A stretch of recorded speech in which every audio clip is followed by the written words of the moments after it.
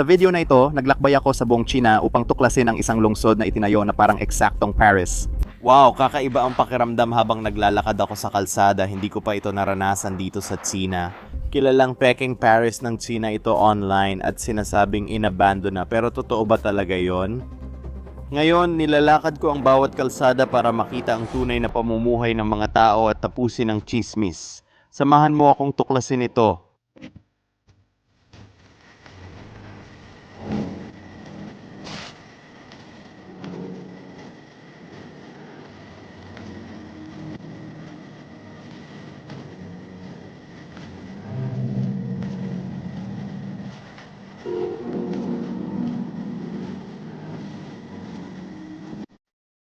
Hindi aksidente ang pagkakatayo ng lugar na ito. Nasa Tianducheng ako, malapit sa Hangzhou sa silangang China. Buong mga lungsod na dinisenyo para magmukhang Paris, kaya bakit walang gustong tumira doon? Nagsimula ang construction dito noong unang bahagi ng taong 2000 sa panahon ng mabilis na paglago ng China. Buong mga lungsod ang pinaplano at itinatayo mula sa simula, kadalasan bago pa man dumating ang maraming tao. Nagsimulang mag-eksperimento ang mga developer noon na gayahin ang mga sikat na lungsod sa mundo. Dinisenyo ang Tianducheng para maging kahawig ng Paris. Sa gitna ng lahat, itinayo ang replika ng Eiffel Tower na may taas na 108 metro bilang sentro ng lungsod. Halos lahat ng proyekto ay natapos noong 2007. Kita mo, hindi ito nilayon bilang isang theme park at hindi rin ito dinisenyo bilang isang attraction para sa mga turista. Itinayo ito bilang isang tunay na lungsod. Pinili ang Paris dahil ito'y simbolo ng kultura, karangyaan at dekalidad na pamumuhay. Naniniwala ang mga developer na sa paggaya ng architecture at ayos, mahihikayat ang mga tao lumipat sa bagong lugar na walang kasaysayan. Mabilis na itayo ang mga infrastruktura tulad ng kalsada, pabahay, pampublikong espasyo at serbisyo para suportahan ang libu-libong residente. Ngunit hindi nangyari ang paglago sa paraang inaasahan ng mga tagaplano. Mahal ang pabahay at malayo ang lungsod sa sentro ng trabaho. Maraming apartment ang bakante at malalaking bahagi ng lungsod ay hindi nagamit. Kalaunan, nakilala sa buong mundo ang Tianducheng bilang isa sa tinatawag na ghost cities ng China, pero bahagya lang itong totoo.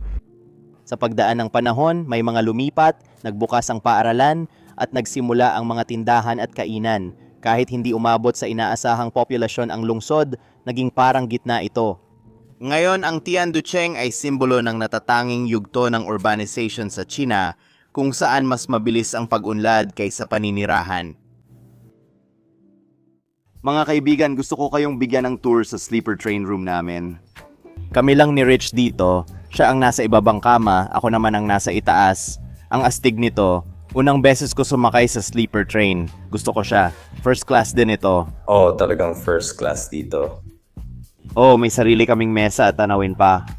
Maayos ang espasyo. Astiga tayo sa mga kapitbahay. Gusto ko sila. Tingnan mo ito, may knob para sa ventilasyon ng hangin. Nasa Ingles din kaya kahit dayuhan, madali lang. Hindi ka maliligaw dito. Hindi ko alam kung mahuhulaan mo to. Medyo kakaiba pero ito ay may parang hagdan para makaakyat sa itaas ng kama. Kaya masaya umakyat dito. Panoorin mo to. Parang unggoy ako ngayon. Grabe. Tingnan mo, ang komportable niya sa taas. Wow, kasya. Tingnan mo yan. Perfecto. Oh, tuloy ka pare. Siguro dapat naming sabihin sa inyo kung saan kami papunta. Oo. Kaya ito na ang huling linggo mo sa China at sa Asia sa pangkalahatan. Oh. Uwi ka na rin. Di na ako makapaghintay umuwi mga tol, pero excited pa rin sa natitirang biyahe. Kasi pagod na ako. Oh, gets kita tol. Matagal na siyang wala sa bahay, mga 5 buwan at kalahati. 5 buwan at kalahati. Hindi kasing tagal ng taong ito. Pero para sa akin, ito ang unang beses. Hindi ako nag-e-enjoy. Oo, handa na akong umuwi. Miss ko na ang bahay pero gusto ko pang may gawin bago bumalik at makita ulit ang mga tao dito. Kaya siya ay uuwi na. Sa Hangzhou namin gugugulin ang huling araw namin. Oh. At mag-e-explore kami sa inabandon ng replika ng lungsod ng Paris. Parang ang daming development na ginawa ng China, pero parang walang tumira doon. Tama. At ito ang isa sa mga iyon, kaya ito iniwan. May mga taong nakatira doon, pero parang bayan ng multo raw ito ayon sa sabi nila. Kaya Matagal na namin gustong pumunta doon mula nang dumating kami sa China. Ang sleeper train ay astig at umaandar na ngayon. Magpapahinga muna ako at pagkatapos ipapakita ko sa inyo ang makikita at aasahan sa sleeper train sa China. Sige mga kaibigan, oras na para i-tour ko kayo dito sa first class. May second at third class din, meron bang fourth class? Akala ko may nakita akong parang standing position na medyo brutal, lalo na kung hindi ka sasakay ng mas mababa sa 30 minuto. Oh, nandito kami sa main hall, first class, at may sariling upuan. Kung sakaling masuffocate kami sa kwarto, lalabas ka lang dito. Ang sarap ng hangin dito, parang Hindi mabaho. walang amoy kahit sa kwarto namin. Maganda rin ang ventilation, kaya masaya ako doon. Oh, may maganda rin kaming bintana dito. Sabik na akong umaga na para makita ang tanawin. Gustong gusto ko talagang sumakay ng tren mga pare. Dati sa Boston, palagi akong sumasakay, parang oras ng pagmumuni-muni.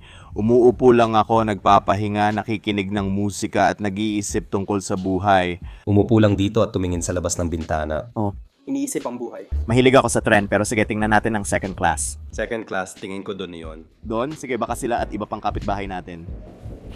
Hindi na talaga masikip ngayon. Akala mo kulang ang espasyo, pero sapat naman para sa 2 taong magkasalubong. Nandito ang mga palikuran. Pwede tayong kumuha ng tubig kung gusto. Merong pampakulo ng tubig. Ah, Sige, sandali. pindutin mo ang pulang pindutan. Pindutin mo ang pulang pindutan para ma-unlock. Sige. Kung gusto mong uminom ng tubig or magpainit ng noodles. Oo, pare kung may instant ramen lang tayo. May banyo dito, may tao ba sa loob? Wala. Ito. Sige, hindi masama. Kaya naman, nakita ko ang isang standing room na palikuran sa kabila na nakaka-interes. Oh, Karaniwan isa lang o yung isa lang ang meron. nakakita ka ng palikurang pangtayuan? Parang kailangan nating tumayo. Sige. Mukhang maayos ito, mukhang malinis. Ibig kong sabihin banyo lang naman ito, wala namang espesyal. Karaniwang banyo lang. Malinis ang first class. Sige, tingnan natin kung paano naman ang itsura ng kabilang bahagi. Parang maganda yung lugar kung saan pwede kang magahit o ewan ko, magsepilyo ng ngipin siguro. Tingnan mo kung gaano kalinis, parang lagi nilang pinupunasan. Dito rin ako magsipilyo bago matulog. Ito pa rin ba ay first class? First class pa rin ito. Sige. Sa itsura, parang lahat ng kwarto ay kamukha ng sa atin. Mas mukhang first class ito, hindi imposible. Ito ang karwahe bilang 11, kaya 10, 9, 8, lahat ng pababa ngayon ay dapat bagong klase. Ayun, naglilinis siya. Diyos ko, first class pa rin. Sige, tingin ko dito na magbabago ngayon. Ngayon, parang nakatagilid ang tren ngayon.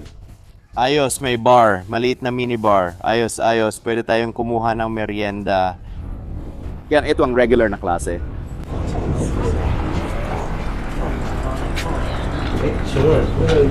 Sige mga kaibigan, medyo natagalan bago makarating dito sa second class. Kailangan pang dumaan sa maraming bagon pero nandito na rin tayo ngayon.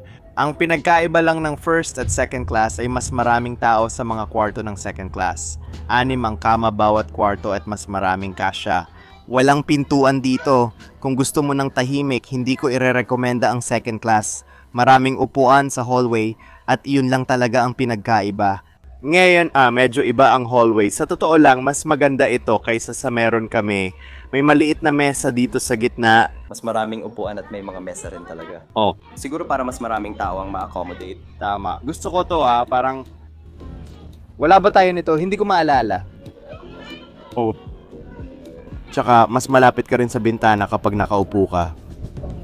Halos pareho pa rin ang espasyo mo. Mas kaunti lang ang headspace mo, pero sapat pa rin. Oo, pero maluwag pa rin ang headspace doon. Siguro hindi lang kasing komportable ng kama natin ang mga kama nila. Kung ano ang binayaran mo, yun din ang makukuha mo. Walang pinto, sayang. Pakiramdam ko, madali lang sana para sa kanila maglagay nito. Siguro dahil 6 ang magbubukas at magsasara ng pinto, nagkakagulo. Ewan ko. Ginawa lang nilang special ang first class. Kailangan mo lang ibenta ang mga ticket na yon kahit papaano. Oo, pareho rin ng banyo. pareho lang din ng banyo. Kaya yung banyo nila ay halos pareho lang din sa atin. Makakakuha ka ng sobrang init na tubig at nandoon lang ang lababo. May gumagamit pa rin ngayon pero halos pareho ang itsura. Sige, nandito ulit tayo sa maliit na bar na ito, yung snack area. Baka kumuha ako ng pagkain dito mamaya. Siguro kukuha na ako ng inumin ngayon. Oo. Para may baon ako ngayong gabi. Narinig ko nga na sobrang mahal. Ah, ganun ba? May mga inumin na ba tayo? Meron na. Ayos tayo sa milk tea. Sige, may extra ka ba? Oo. Sige, wag na lang. Makakatipid tayo dito. Pero oo, yan ang tour ng second class. At ito, ang maganda rin sa first class, may bar at snack area na mas malapit. Oo.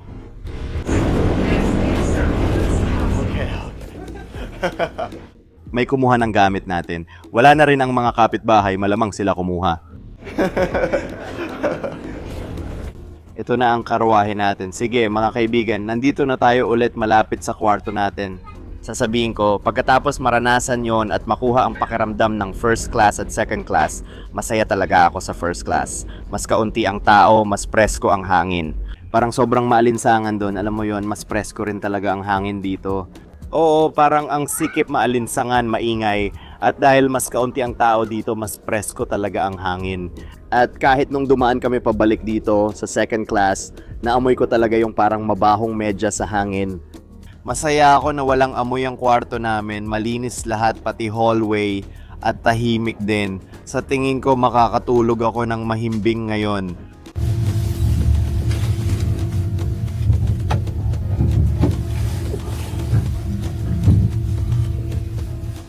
Sige mga pare, pinatay ko na yung ilaw sa ngayon. Halos alas 12 na ng hating gabi dito. Hindi ko alam kung nakikita nyo yon.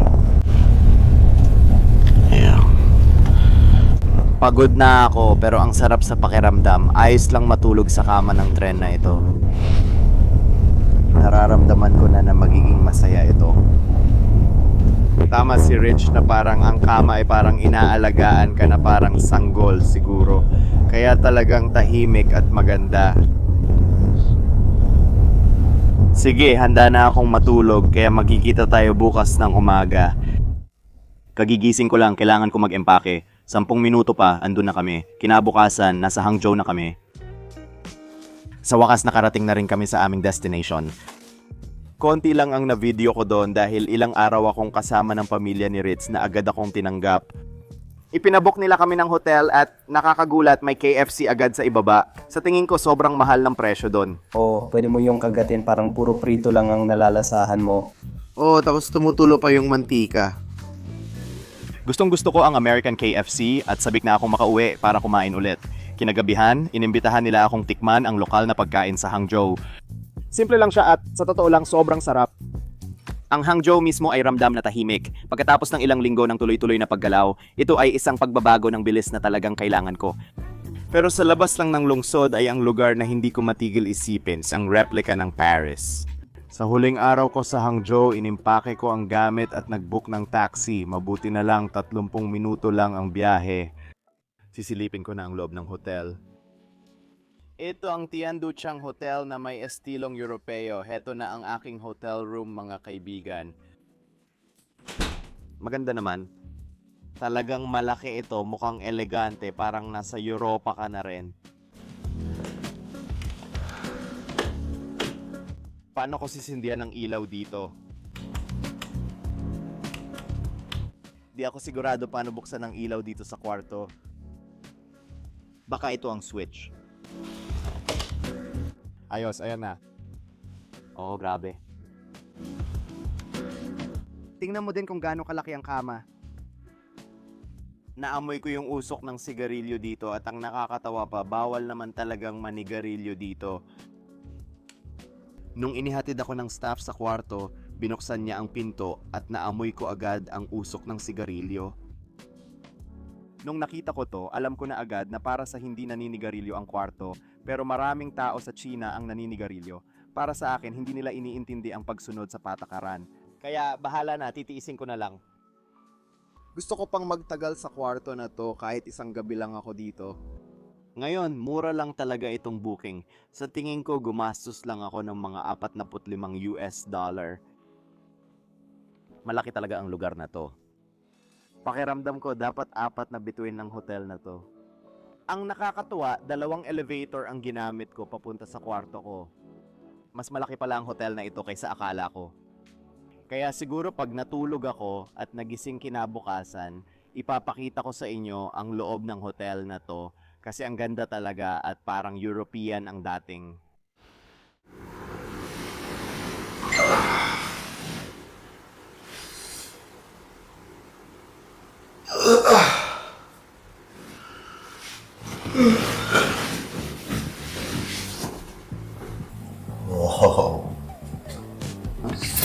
Oh, wow.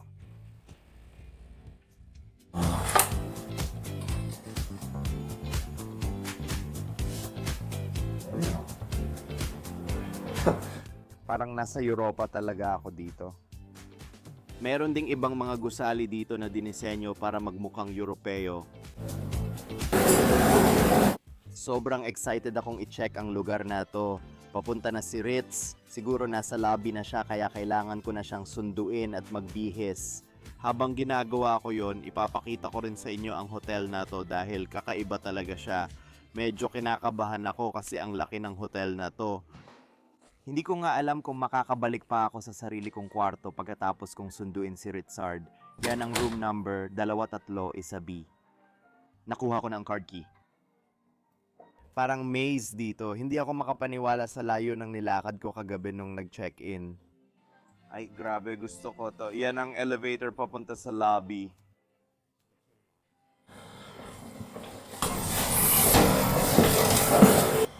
Yo, welcome sa hotel ko.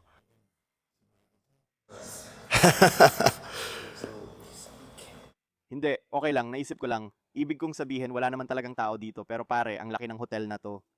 Sasabihin ko sana, Natakot akong maligaw. may posibilidad na Oh, 2 elevator ang kailangan kong sakyan papunta sa kwarto ko. grabe yon. Oo nga, ayos na tayo ngayon. Ito yung mga dekorasyon para sa bagong taon ng mga Chino dito na parang kakaibang halo. Totoo yan.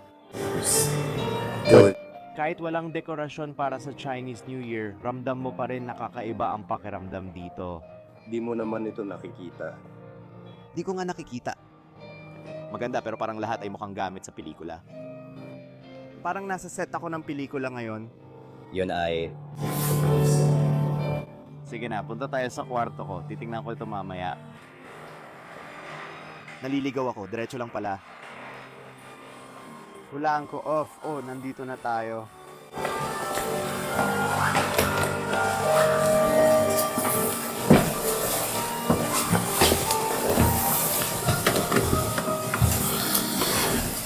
Maganda yata ang hotel na to. Tingnan mo.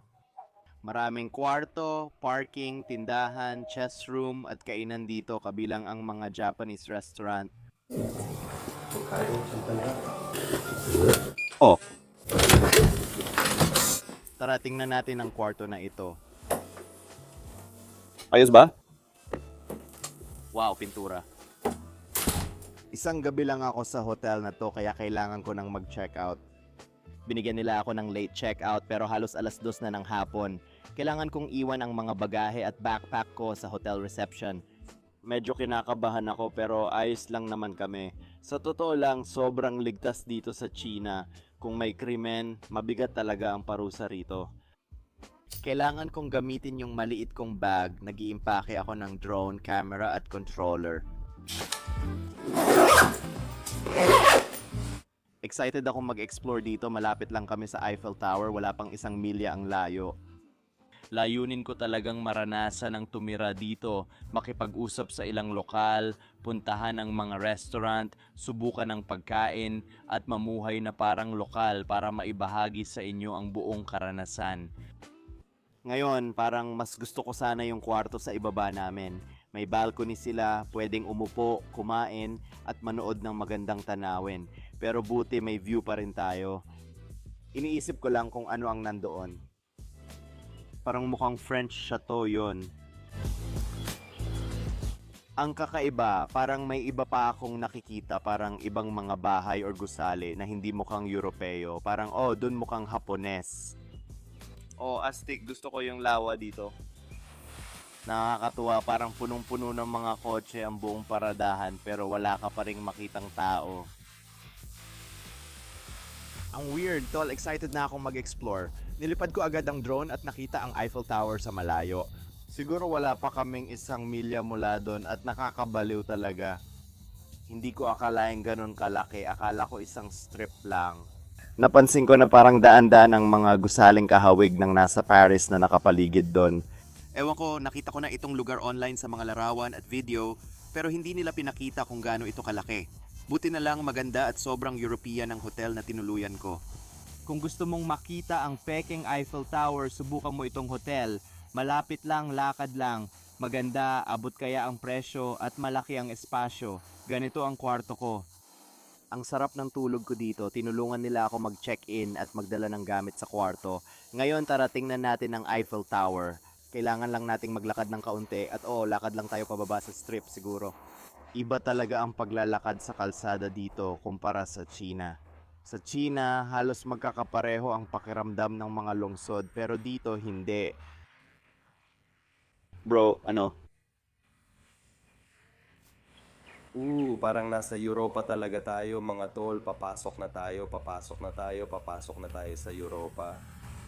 Pare, ang astig talaga ng karanasang to at gusto ko yung ideya na sinusubukan nilang gawin dito. Parang nasa Paris ako ngayon. Nakarating na ako doon dati kaya alam ko ang pakiramdam. Pero dahil may mga tindahan at kainan ng Chino dito, kakaiba ang dating. Hindi ko inakala na magkakaroon ng isang lungsod na susubukang gayahin ang ibang lungsod at ito nga, at tanging China lang ang gumagawa nito. Wow, kita mo talaga ang mga damit na nakasampay sa mga balkonahe. Talagang nakakapukaw ito ng interes. Ngayon, naglalakad ako sa kahabaan ng kalsadang ito papunta sa Peking Eiffel Tower. Sa pagkakaalala ko, wala namang ganitong strip sa Paris na papunta sa Eiffel Tower. Pero ginaya lang nila siguro ang isang residential area sa tabi nito para maramdaman mong parang nag-e-explore ka ng mga gusali sa loob ng Paris. May mga pamilya at mga bata na nagbibisikleta. Parang normal lang na kapitbahayan ito siguro. Ha? May mga tuta, may naglalakad ng aso nila dito. Dito namumuhay lahat na parang normal lang. Para sa akin, sobrang simple lang ng lugar na ito.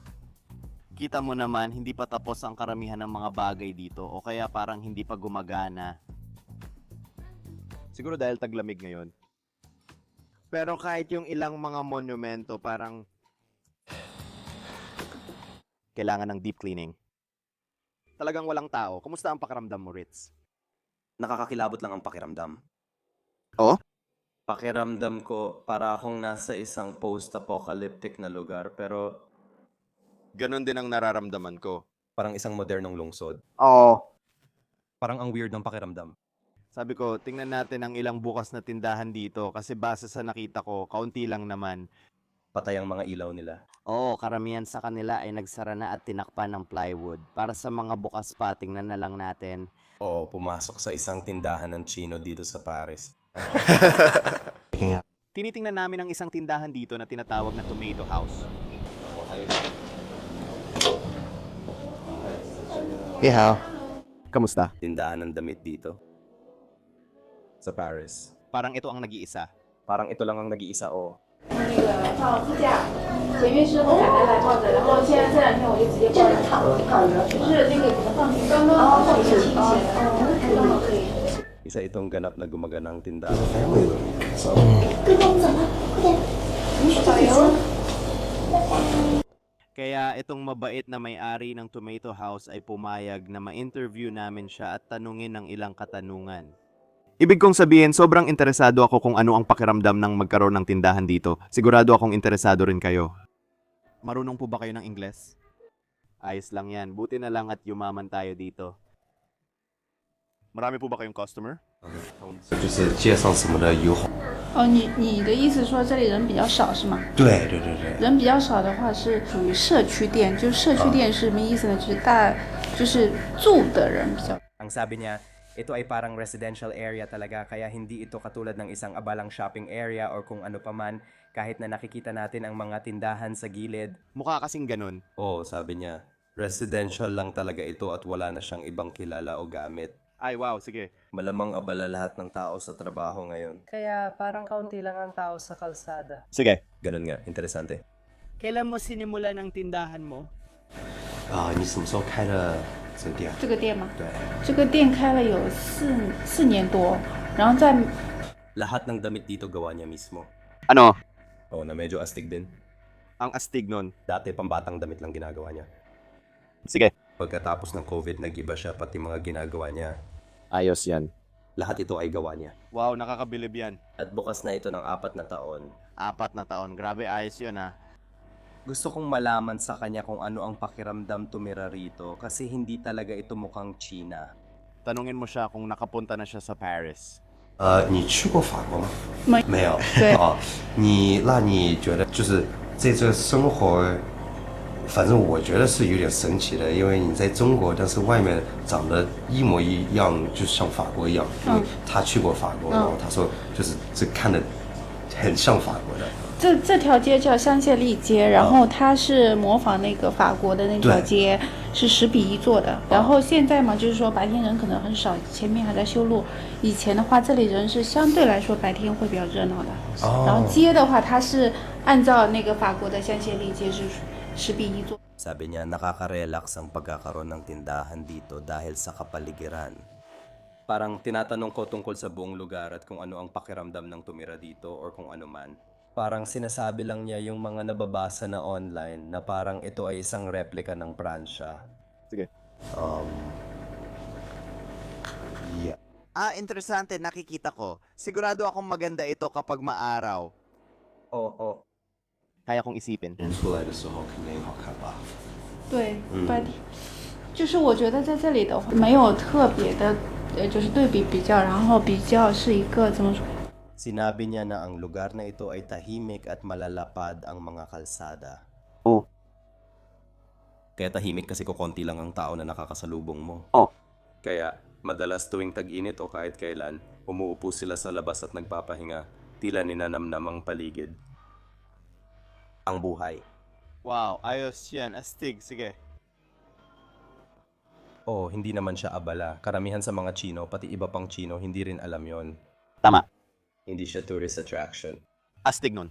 To be with something like that. Sabihin mo sa kanya na sa Amerika naging viral na ang lugar na to. 就是美国的那个像抖音一样的，就是美国的那就是把整个有看到是吗？对，我们看到的就你是看那个视频然后来这里？对。 Anong sinabi niya tungkol doon? Tinanong ko, bakit biglang sumikat ang lugar na to? Oh, sabi niya, nakita na raw niya talaga ang video, sabi niya. Sabi ko, sigurado ka? Bawal ang YouTube, di ba? Sabi niya, lumabas yon nung nakaraang taon. Sabi ko, nung Disyembre nga. Gumagamit sila ng VPN, pero... Okay. Nice. Alright. Sheshe. Salamat. Paalam, babae o lalaki? 男孩女女孩， Babae. Babae. Ang cute mo naman. Paalam. 拜拜，他还不会说。 Sige, ang astig nun na makita ang kaunting bahagi ng buhay niya bilang may-ari ng tindahan dito. Alam mo, marami siyang nasabi. Sinabi niya na hindi talaga tourist attraction ang lugar na ito, kundi mga tirahan ng mga tao ang mga gusali dito. At ang dahilan kung bakit wala masyadong tao ngayon ay dahil nasa trabaho sila na medyo nakakagulat isipin. Pero totoo naman, bawat kwarto na nakikita ko sa mga gusaling ito ay may mga damit na nakasampay para patuyuin. Kaya nakakagulat lang talaga. Bakit hindi ito isang tourist attraction? Sobrang sikat nito sa Amerika. Milyon-milyon ang views ng mga video, lahat interesado. Pero mahirap din talagang kumuha ng visa papuntang China. Baka kaya kaunti ang turista rito. At sa tingin ko, may stigma rin dito kung saan natatakot ang mga tao na pumunta sa bansang ito na para sa akin ay sobra-sobra lang. Isa ang China sa mga pinakaligtas na bansa. Maraming magagandang lugar, kakaibang tanawin at masasarap na pagkain. Sobrang saya ko rito. Tuloy lang tayo. Sabi rin niya, binuksan niya ang tindahan 4 na taon na ang nakakaraan. At ibinebenta niya ang mga damit na ito sa mga residente dito. Sa tingin ko, Siya rin mismo ang gumagawa ng mga damit, lahat ay gawa kamay. Taga rito ka ba? Dito ka ba ipinanganak o lumipat ka lang dito? 他问你是在这出生的？我是在中国另外一个北方的小城市。 Lumaki siya sa Hilaga kaya hindi dito. 什么时候搬到这的？ 20 years ago. 20年。 Matagal ka na bang nakatira dito? 20 taon na. 20. Ay, pasensya na, 12. Teka, halos ganun na rin nung itinayo ang lugar na ito. Itinayo ito nung 2007, kaya lumipat siya dito nung 2012. Oh. Malapit-lapit na talaga yon. Wow. Anong nagudyok sa'yo para lumipat dito? 你为什么搬到这儿？ 可以找工作吧，做我。 Para sa trabaho, oo. Maganda bang magpalaki ng pamilya dito? Maraming lungsod sa China na magkakapareho ang itsura at pakiramdam pero iba talaga ito. Hindi mo mararamdaman na nasa China ka. 如果是你隔1个月再来的话，会感觉这边会更美。2月份其实不是最美的，然后梅花、桃花。2月份的梅花开的，你可以去，就是植物园。对。然后呢，3月份呢去看桃花。我们这边离得很近，有一个千亩桃园，没有开的那么艳。哦。 再隔一段。 Sabi niya, mali ang oras ng dating natin. Kung naghintay tayo ng isang buwan, namumulaklak na ang bulaklak at maganda lahat. Alam niya ito dahil 12 taon na siyang nakatira dito kaya kabisado niya ang lahat ng bulaklak at bagay. Kaso, kadalasang nagbubukas at namumulaklak ng mas marami tuwing Marso hanggang Mayo. Sige. Baka bumalik ako. Oo. Nandito pa ako ng isang buwan. Tama, hindi ka naman malayo. Napakaganda. Oo. Malapit na tayo, palaki ng palaki at mas nagiging abala rin habang papalapit tayo. Sa tingin ko, marami sa mga tindahan dito sa tabi nito ay bukas. Tama naman, siguro lahat pumupunta dito para makita yon.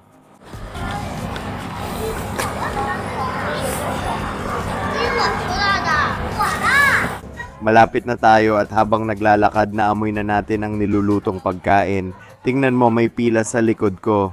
Mukhang masarap doon dahil lahat pumupunta. Pero gusto muna naming makita ang Eiffel Tower bago kumain. Gusto naming sulitin ang araw. May isa lang kaming problema. May bakod na ngayon sa paligid nito. Kaya paano tayo makakalapit dito? Sana talaga may paraan para makapasok.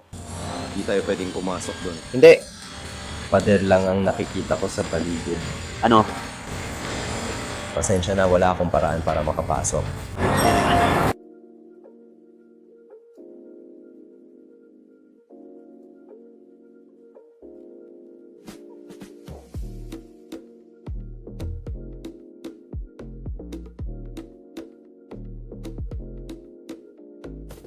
Anong meron dito? Lahat sila kinukuha yon. 上抖音了你啊，大哥你火了，你火了，你火了。别，请问你。你好。你好。我一走掉，他这里就不给我拍，怎么办？白谈也不会有的，今天就不做了啊，不好意思啊。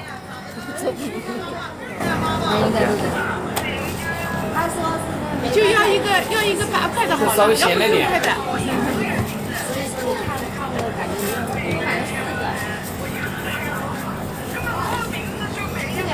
These dogs.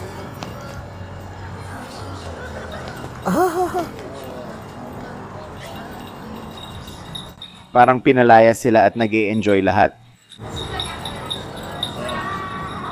Sige, hindi namin nabayaran ng pagkain kasi hindi tumatanggap ng alipay dito. Pero sabi ng lalaki, ayos lang, libre ko na sa inyo. Ano? Kaya kung mapapadpad ka dito, siguradong subukan mo itong lugar na to. Sabi nila, itong klase ng pagkain ay kakaiba dito sa Tianjin at dito mo lang talaga makukuha.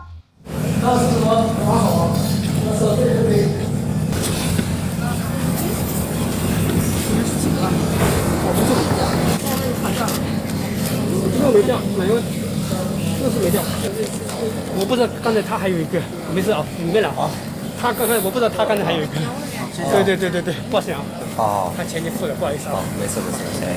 那你稍微等一会儿啊。 Okay. 哟，挺快的。不，这两个不是还拿一个吗？你不是2个吗？哦。对。OK， 我们就拍东西，然后就Bibigyan niya tayo ng maliit na isa. Sige, maghihintay ba ako? 千万别把我拍出去，手下留情。 Ako na lang. Oo. 只要好吃就好了哈。 Hindi ako makapaniwala na nakuha natin to ng libre. Delikasya to dito sa Tianjin. Tingnan mo yan, parang naalala ko ang pizza or calzone. Mukhang masarap. Sa loob, karne yan. Sa loob ay karne lang, walang keso. Parang pritong tinapay na may karne sa loob at may buto ng lingga sa paligid.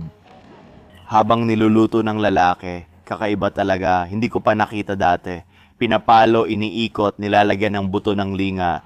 Pinakakakaiba ay ang palayok na gamit niya. Ipinapalo niya ito sa gilid ng palayok na luwad, didikit at doon niya niluluto. At sa tingin ko, mga 5 o 10 minuto lang ang inabot para gawin yon. Subukan natin. Grabe. Ayos. Meron na siya nun pa. Ayos. Maganda siya, natapos ko agad.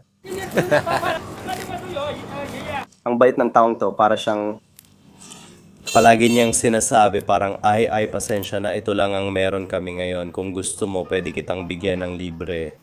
Nag-aalok lang siya ng libre. Sabi niya, kung masunog ko yung sayo, huwag mag-alala, bibigyan kita ng 2. Ano ba yan? Oo, sobrang bait talaga ng lalaki, sigurado. Parang narinig ko silang nag-uusap at parang lahat ng tao dito ay mga taga rito. Kaya parang sila... Kinamusta siya kung anong nangyari nung nakaraang linggo. Sagot niya, nagpahinga ako dahil Chinese New Year. Kaya inakala nila na nandito siya buong nakaraang linggo. Pero dahil Chinese New Year, hindi siya nakarating. Oo. Ibig kong sabihin, hindi siya nagtatrabaho. Ang lalaki ay masipag magtrabaho. Ano yan, ngayon ang unang araw ng muling pagbubukas. Wow. Para yung lola at mga bata, wala silang Wala rin silang WeChat Pay. Nagpadala lang siya ulit at binigyan siya ng isa. Yun ang sinabi niya nung Mayo 7, kaya nakakabaliw, kamanghamanghang tao. Gusto ko yung pakiramdam ng komunidad dito. Kaya yung taong yun ay isang alamat dito. Sa ngayon, napakaganda ng pagtrato sa amin dito sa China. Dito sa Tianjin, napakabait ng mga tao, madaling lapitan. Nag-e-enjoy ako kahit dumidilim, di ko alam gagawin. Gusto naming lumapit sa Eiffel Tower pero may bakod sa paligid. Baka nga 2 buwan na kaming huli, sabi ng babae. Pero sa tingin ko, naipakita ko pa rin ito gamit ang drone. Hindi mo naman talaga kailangang pumasok, kaya sana mag-enjoy pa rin kayo. Sa palagay ko, wala nang paraan makapasok. Nang pinalipad namin ng drone, nakita naming may security camera at aso sa loob. Baka bantay yon. Ayoko nang sumubok pa lalo na gabi na. Tatapusin ko na ito. Yum. Ang sarap talaga. Grabe, ang sarap.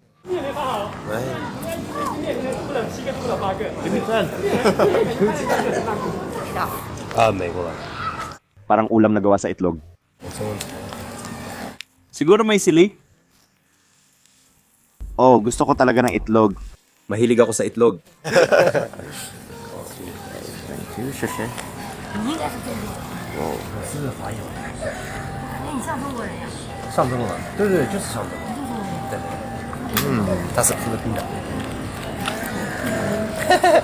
Kumusta naman? Ayos naman.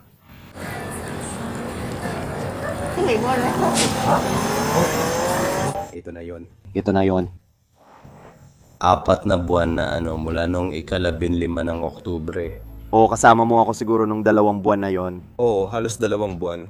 Masaya yon, Rich. 2 buwan at grabe naging isang malaking paglalakbay ito. Parang pag-uwi ko, kailangan ko talagang namnamin. Pero kami ni Rich, marami kaming pinagdaanan. Japan, China, Thailand, Hong Kong. Ang dami naming pinagdaanan, pare. Pilipinas, tapos balik na naman sa China. Huling araw ko na rin kasama si Rich. Sarap ng samahan, tol. Magkikita pa rin tayo, bro. Magkapit bahay tayo kasi pareho tayong nasa Boston. Pero hindi siya madalas nasa bahay. Hindi rin talaga ako madalas nasa bahay, pero ngayon hindi na rin siya madalas nasa bahay, kaya baka mas madalas na kaming maglakbay. Makikita mo. Magkomento sa ibaba kung gusto nyo pang makita si Ritz sa video. Nakauwi na si Joss at pauwi na rin si Ritz. Ako naman, tingin ko 1 buwan pa ako dito pero di ako sigurado. Kaya ayun, pero ang saya pare, at dito namin tinatapos sa Eiffel Tower. Oh, sa likod ng mga punong ito. Where is it? Yeah. Sige, tol. Magkikita tayo Paalam na pare. sa Estados Unidos. Sa Estados Unidos, USA. Sige. Sige, mamaya na lang, tol.